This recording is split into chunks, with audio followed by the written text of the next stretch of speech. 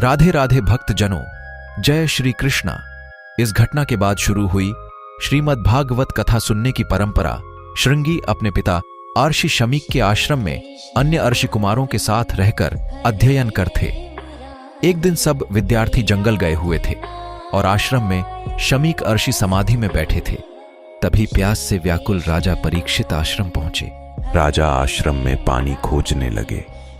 समाधि में बैठे शमीक अर्षि को प्रणाम कर विनम्रता से कहा, मुझे प्यास लगी है, पानी दीजिए। राजा के 2-3 कहने पर भी अर्षि नहीं उठे तो राजा को लगा अर्षि ध्यान का ढोंग कर रहे हैं। राजा को बड़ा क्रोध आया और पास में एक मरे सांप को उठाकर ऋषि के गले में डाल दिया। राजा परीक्षित को आश्रम से जाते हुए एक ऋषि कुमार ने दूर से देखा और जाकर श्रृंगी को खबर दी। सभी राजा के स्वागत के लिए आश्रम पहुँचे। राजा जा चुके थे और ध्यान में बैठे शमीक ऋषि के गले में मरा सांप पड़ा था। इतना देखकर श्रृंगी को क्रोध आ गया और हाथ में पानी लेकर शाप दिया कि मेरे ऋषि पिता का अपमान करने वाले राजा परीक्षित की मृत्यु आज से 7वें दिन नागराज तक्षक के काटने से होगी। तभी ऋषि कुमारों ने ऋषि शमीक के गले से सांप निकाला। इसी बीच शमीक की समाधि टूट गई। शमीक ऋषि ने पूछा, क्या बात है? तब श्रृंगी ने सारी बात बताई। शमीक बोले, बेटा, राजा परीक्षित के साधारण अपराध के लिए तुमने जो सर्पदंश से मृत्यु का भयंकर शाप दिया है, यह बहुत बुरा है।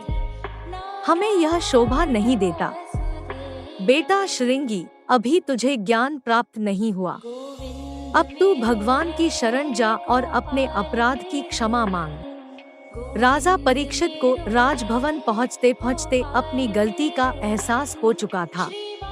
थोड़ी देर बाद शमीक ऋषि का एक शिष्य राजा परीक्षित के पास पहुंचा और उसने कहा, राजन, ब्रह्म समाधि में लीन शमीक ऋषि की ओर से आपका यथोचित सत्कार नहीं हुआ, इसलिए उन्हें अत्यंत खेद है। किंतु आपने बिना सोचे समझे जो मरे सांप को उनके गले में डाल दिया।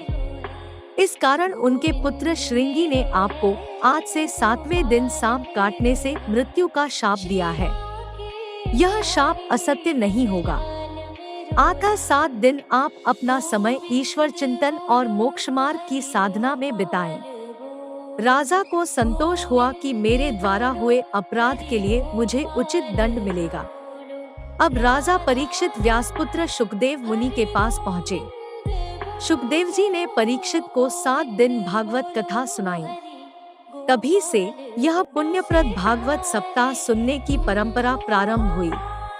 तो प्यारे मित्रों, हमें उम्मीद है आपको हमारी यह छोटी सी कथा पसंद आई।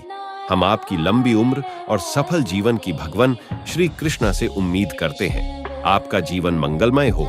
आप हमारे चैनल को सब्सक्राइब कर वीडियो को लाइक करें। धन्यवाद। राधे राधे।